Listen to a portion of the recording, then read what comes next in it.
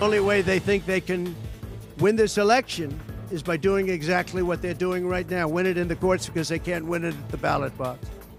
Former President Donald Trump, just after the verdict, a New York jury convicting Trump on all 34 felony counts of falsifying business records over a payment to a porn star ahead of the 2016 election. Let's bring in former Republican Governor Scott Walker, a 2016 presidential candidate himself. Governor, welcome back to the show. Good to see you.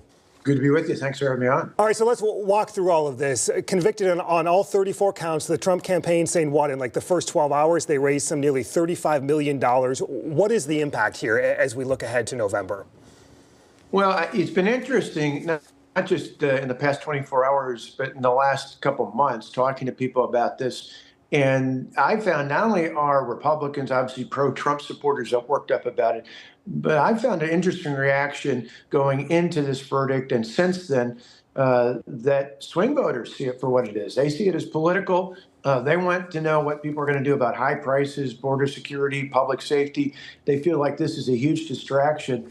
And I think they see it for what certainly I see it as a political attempt to go after somebody because of their beliefs, not because of the alleged crimes. What about the jury's verdict and the jury decision when you look at them sitting through weeks of testimony and hearing from all sides on this?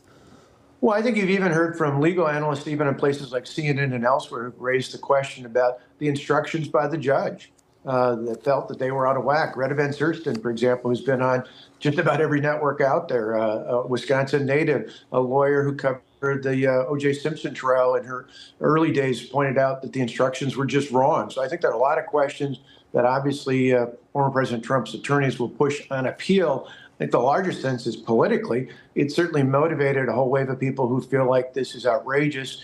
And again, like I say, for swing voters, which will ultimately determine who wins in November in Wisconsin and a handful of other states, I think they can see through this. They see this as a political attempt, and they're frustrated about it. The sentencing is going to happen just 4 days before the start of the Republican National Convention here in Milwaukee. You're a delegate to the convention. I'm curious, there's a number of factors that could happen at that sentencing. What impact is this going to have on the convention in Milwaukee? Well, I think it just potentially causes tremendous chaos, which is unfortunate, not just for Republicans, but in general for a convention we hope will put a lot of great attention on Milwaukee and southeastern Wisconsin, just as we'd hoped it would have 4 years ago when the DNC was in, but obviously was diverted because of COVID.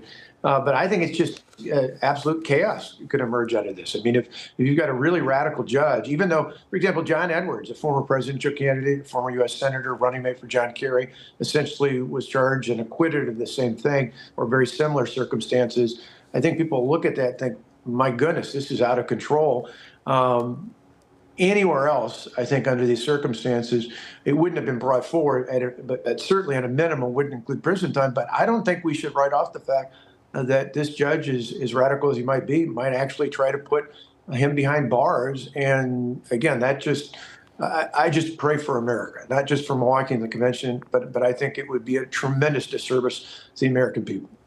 Governor, an ABC News poll just before the verdict showed 80% of Trump supporters said that they would continue to support him even if convicted, but 20% said that they would either reconsider or no longer support him. This has to be at least somewhat concerning to the campaign, especially in a key swing state like Wisconsin.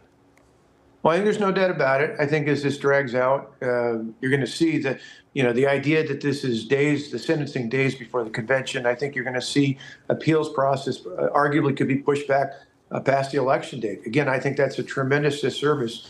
Give this person a chance to make his case in front of the appellate court all the way through to the last stage before the election so the voters can see what exactly is happening here.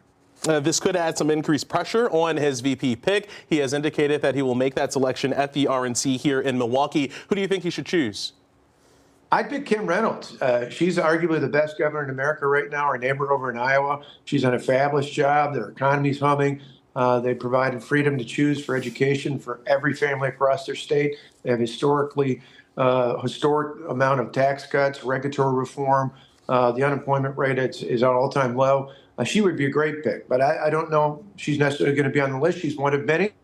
I think Tim Scott, the U.S. Senator from the Carolinas, would do a fabulous job. Right now, if I had to pick, though, I think he's probably going to pick someone like Doug Burgum, the governor of North Dakota, a successful businessman in his own right, and someone who I think fits the mold of what he did 8 years ago. I'm curious, if he were to ask you, would you serve? Well, yeah, I mean, I think I'd be thinking more about my country and not just about the tickets. So, yeah, if I thought I could add some value, I don't think he is.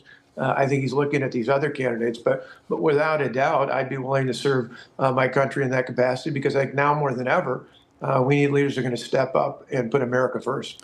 A busy week behind us, another busy week ahead. Former Wisconsin Governor Scott Walker, like always, thanks so much.